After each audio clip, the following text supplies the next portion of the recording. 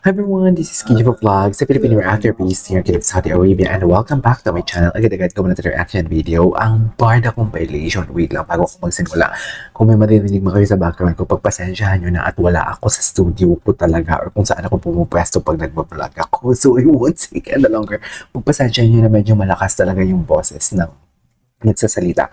But then again, ito na nga, talakayan na natin to. So, totoo pala talaga na andun nga ang photo. I mean, painting. Hindi siya photo, kundi painting siya ni Binibining Clay. Pero base yun sa photo ni Barbie Fortes at nilagay doon. At nakikita natin sa video ngayon na what do you call this, na nakita din pala ni Ginoo. So basically, right from the start, I don't know when was this photo or when was this video na lumabas. Pero right from the start, alam na din pala talaga ni Ginoo na ilalagay doon ang photo. Kasi for me ha, kung ako ang may-ari ng negosyo, lahat kasi may factors yan eh. Ilalagay, hindi ilalagay. Basta lahat ng factors na ilalagay o lahat ng factors na ilalagay sa isang establishment is something like makaka-apekto yan. Makaka-apekto yan sa, what do you call this? Makaka-apekto yan sa, how do I say this? Sa negosyo.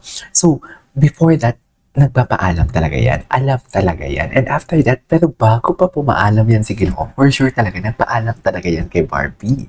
Diba? Kasi, dear, you are Barbie Fortes. Hindi basta-basta na ilalagay mo lang yung picture mo dyan. Kasi parang, it means that, or it shows that you are one endorser. Eh, baka kasi may masagasaan silang mga kontrata nila, di ba? I'm not pretty sure kung si Barbie meron siyang i-endorse na pagkain. Meron ba? Pagkakaalam ko, wala pa naman siyang endorsement. Ay, McDo. Sorry. McDo. May McDo pala sila ni Ginoo. But this is Kuya Korea, di ba? Pero same as like that. Fast food chain. Hindi, fast food ba si Kuya Korea? Parang hindi naman fast food si Kuya Korea, di ba? But then again, set aside muna natin yan. So basically, pumayag talaga si Ginoo na ilagay, pumayag si Barbie na ilagay dyan yung picture. And right after that, siguro, first time din to nakita ni Ginoo na linagay yan. Kung itong, I am assuming ha, na itong video na to is bago lang. Bago lang to. I am assuming na parang feeling ko, first time to nakita ni Ginoo, pero prior to that, nagpaalam na yung staff nila na, sir, may painting na pwede ba namin ilagay dito? And siguro ang scenario is, pagkatawag ng staff na may painting ni Barbie na gustong ilagay sa Kuya Korea, tumawag agad si David kay Barbie. So basically, nag-uusap talaga sila. Nag-uusap talaga sila. And right after that, siguro pumayag naman si Barbie na ilagay and then nag-ocular na ngayon ang Ginoo natin for today's video at nakita niya. Tingnan mo naman yung titik na titik siya for today's video.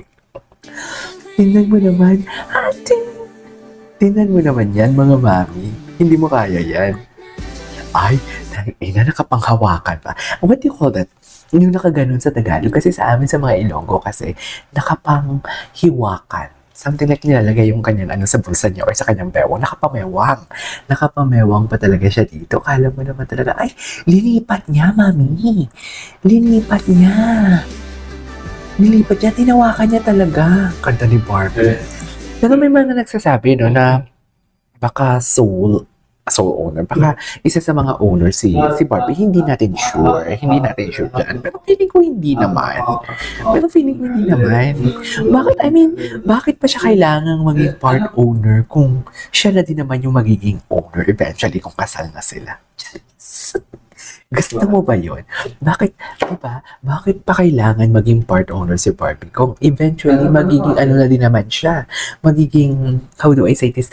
Magiging may-ari na din naman siya ng Kuya Korea. Di ba sabi ko nga sa inyo, nagkakatotoo talaga yung sinasabi ko. Yung mga imagination ko, yung tipong, naalala mo yung interview nila sa Pulang Araw? Naalala mo yung sinabi ko talaga? Yung kay Nelson Canlas, yung sinabi ko na pag tinignan ni David talaga si Barbie, yung tipong, alam mo, ito yung mamamahala ng Kuya Korea and Sobra Cafe ko. Ito yung magiging manager.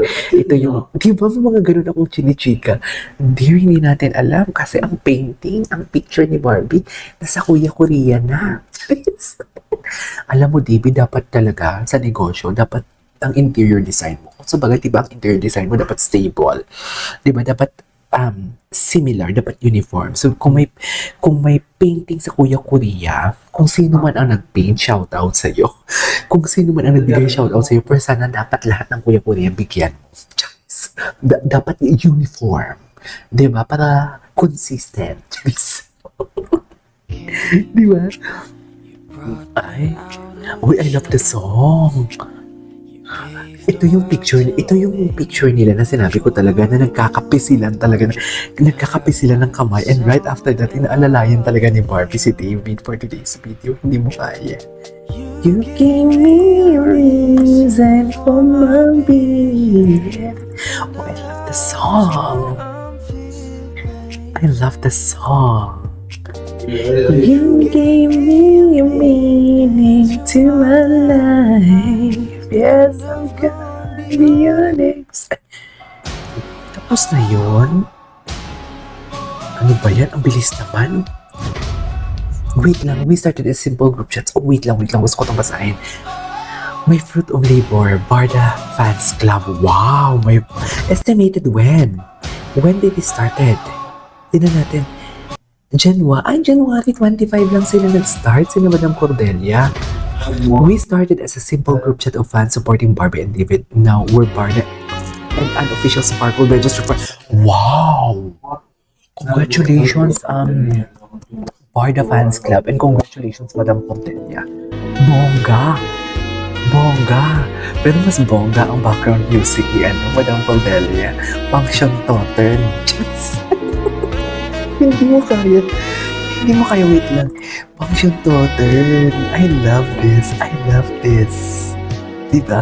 Magpapa-register din kaya ako as registered reactor.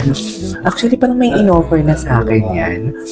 Ang GMA na parang maging insider ako sa kanila. Like, lahat ng events nila, makakover ko. Pero kasi nasa Saudi na din naman ako eh. So, hindi ko siya pwedeng, alam mo yun, hindi ako pwedeng mag-commute. Diba? Okay, congratulations, Madam Cordelia. Ito, tingnan mo naman. Akala mo naman talaga. Tinitingnan niya talaga ang future niya dito, mga mami. Sa totoo lang. Tingnan mo naman. Si David talaga, pag may nawong, or I mean the face of, pag may face talaga ni Barbie na kasama, na ano niya talaga eh, pag tinitingnan niya talaga, parang alam mo yung love niya ang tinitingnan niya. Isn't it? Isn't it or isn't? So yeah, tingnan natin doon. Look at that! Yan ang sinasabi ko, mami. Wait lang, ayusin lang natin. Linipat niya eh. Hindi na doon. Ang alam ko. So basically, feeling ko tatlo ang binigay na painting. The top one, the second one, the third one. Or maybe the fourth one din as well. Binigay 4 na painting. Hindi naman ako strict about it. Kung may mapaparamdam, wala namang problema. Pero sa ngayon, multo pa lang yung nagpaparamdam. Multo pa lang ang nagpaparamdam. Charis, so anyway, what's the soundtrack of his love life? Ano? Oy, oo nga. Multo. I love this song. Naku, multo pa lang nagpaparamdam. Ayan yung sinasabi ko. Alam mo, syempre diba, ayaw din naman nila talagang mag-spill man din everything. Pwedeng sabihin ni Barbie na hindi nagpaparamdam si David. Kasi nga, you remember, even the mom of David says that hindi pa niya namimit si Barbie. Pero, pati yung mga syupatembang, hindi pa daw namimit in everything. Hindi pa nila namimit. Pero nun ka, pag nang nakita sila sa PMPs, yung makasalanan, yung premiere night, kala mo naman ang tagal na lang magkakakilala. Diba? So, basically, huwag natin itong gawa ng symptom nila. Kaya hindi naman pala naniligaw. Inuunahan ko na kayo. Hindi naman pala naniligaw si ganito, si ganyan.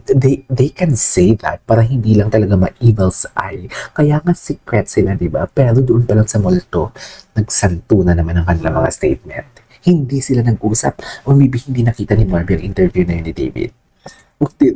Wait lang, balikan natin to. This is KJ Vlogs. See you in my next vlog. Bye.